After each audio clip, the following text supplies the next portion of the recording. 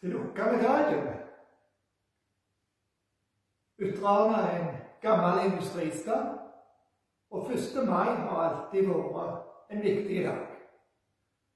Og her i Sjåstad har 1. mai-programmet vanligvis begynt med gudstjeneste her i kirka. I år har koronafaren ført til at arrangementet ble avlyst.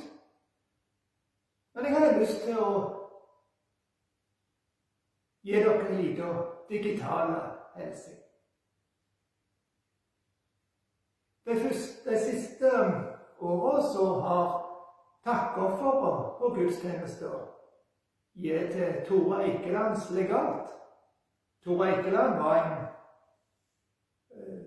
unge politiker som mistet livet på Utøya. Han var opptatt av å hjelpe folk i andre land som hadde det vanskelig.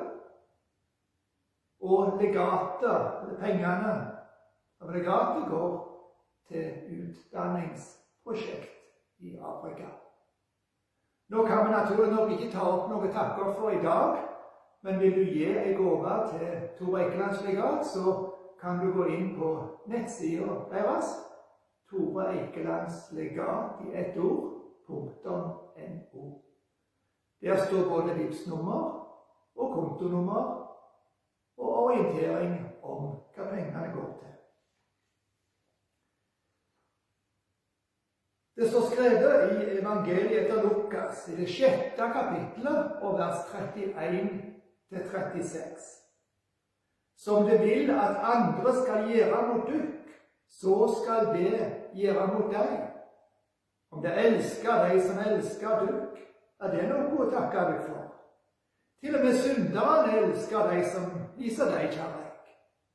Og om de gjør vel mot deg som gjør vel mot dykk, er det noe å takke deg for. Det gjør synderne også.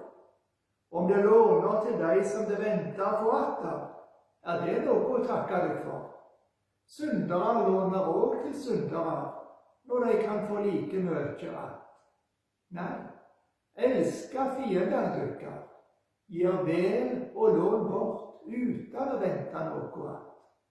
Da skal lønna deres være stor, og det skal være bånd av den høgste. For han er god mot de utakksomme og vonde.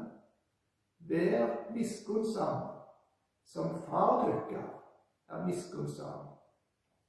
Slik lyder det hellige evangeliet. Gjør mot andre det du vil at andre skal gjøre mot deg. Vi kjenner denne setningen som den gylne regel. Og kanskje husker du at den står i Matteus 7,12, men altså også her i Lukas. Den gylne regelen i ulike versjoner finner vi så veldig mange filosofer og religioner, men svært ofte negativt formulert. Gjør ikke mot andre det du ikke vil at andre skal gjøre mot deg. Det er en fin leveregel. Leder alle til den, ja, så vil ingen skade andre, utnytte, undertrykke, gjøre vondt mot andre.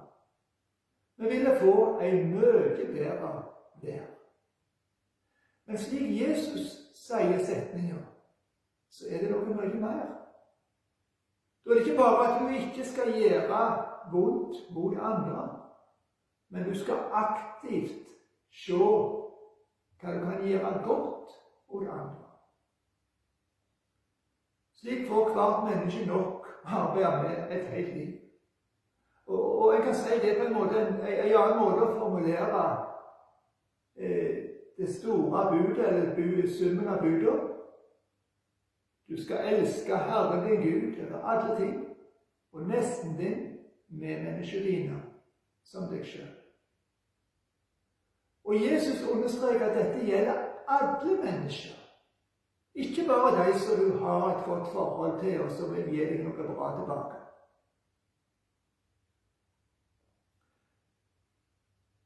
Om du elsker de som elsker dykk, hva er det å takke deg for? Om de gjør vel mot de som gjør vel mot dykk, er det noe å takke deg for? Nei, elsker fiendene dykker, gjør vel og lån bort uten å vente noe annet. Da skal lønna dykker være stor, og det skal være barn av den høyeste, for han er god mot de utakksomme og vonde. Gjør mot andre det du vil at andre skal gjøre mot deg, mot de som ikke kan gi deg tilbake. En av lesetekstene for dagen, for 1. mai, finner vi i profeten Jesaja.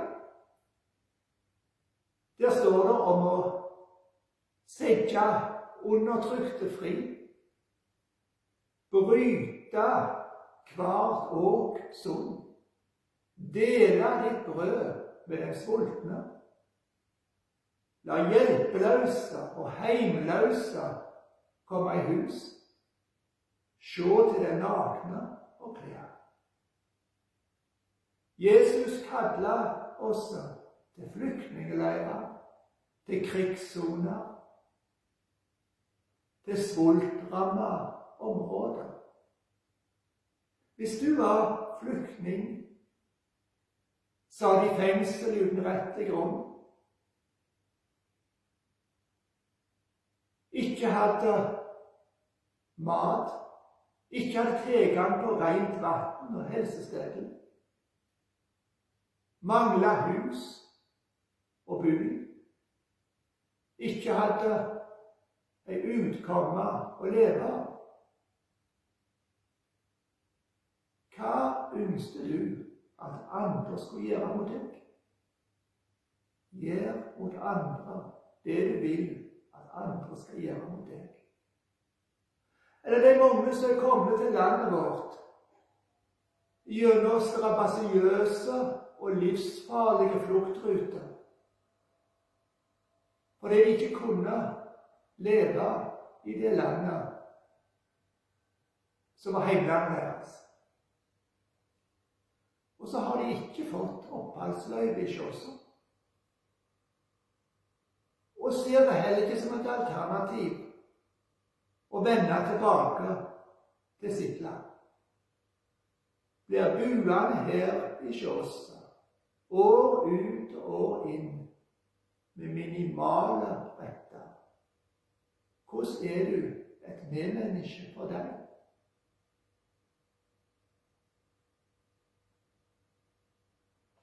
Gjør mot andre det du vil at andre skal gjøre mot deg. Gjør mot andre det du vil at andre skal gjøre mot deg, og mot deg du tykker ikke fortjener det. Jeg leser i et amerikansk tidsskrift: fattigdom er stort sett resultat av dårlige oppførsel. Det er blant luggen, selvsagt. Fattigdom og annet vondt en kan oppleve, har så mange forskjellige grunner, og mange av de er helt utenfor menneskets egen kontroll. Men det står ikke riktig at det er noen det vonde de opplever, er i større eller mindre grad selvgjort. De har gjort ting, tatt dårlige valg, så har ført de opp ut i uføre. Da kan de vel bare ha det så godt? Nei. Gjør mot andre det du vil at andre skal gjøre mot deg.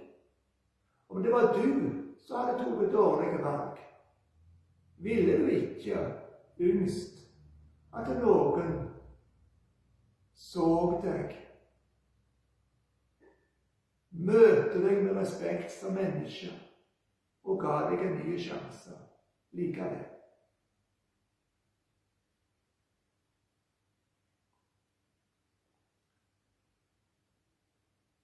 Vær miskunnsomme som far dykkar er miskunnsom. Han er god mot det utakksomme og vonde. Og dermed er vi selve senteret i vår kristne tro. For ingen av oss fortjener at Gud hver dag sender oss sol og regn, fargespill på himmelen, pryder marka med vakre vårblommer, vakta oss imot en bråde med ting som kunne gi oss spinngale. Men vi tar det ofte som selvsagt. Det er liksom bare slik ting er. Og så elsker Gud oss slik, elsker deg slik, at han ikke sparte sin egen sønn, men ga han for oss alle. Vi har nettopp feiret påske, eller nokså nylig i alle fall.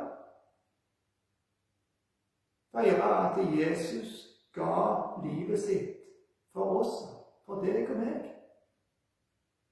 For å sone syndene våre, ta på seg alt det som jeg og du skulle ha gjort og ikke gjorde, eller har gjort og ikke skulle ha gjort. Og så sto han opp ifra de døde, så du og jeg skal få leve for han og tjene han.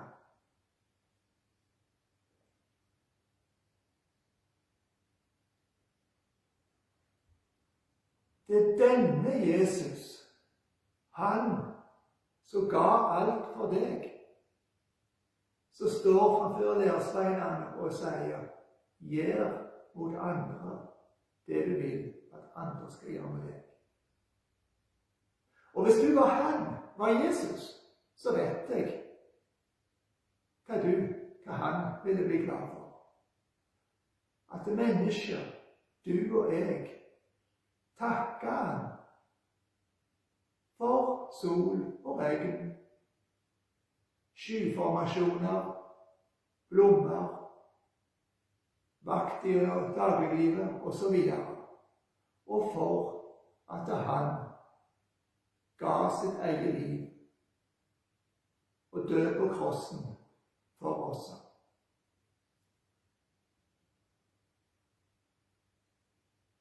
Og at du og jeg lever i lag med han og tjener han nå og for evig. Amen. Ære være Faderen og Sønnen og den hellige Ande, som var og er og være skal, en sann Gud, ifra ære til ære. Ta imot velsigninger. Herren velsigne deg og vare deg. Herren late sitt anlegg lyse over deg og være deg nådig. Herren løfte sitt åsyn på deg og gi deg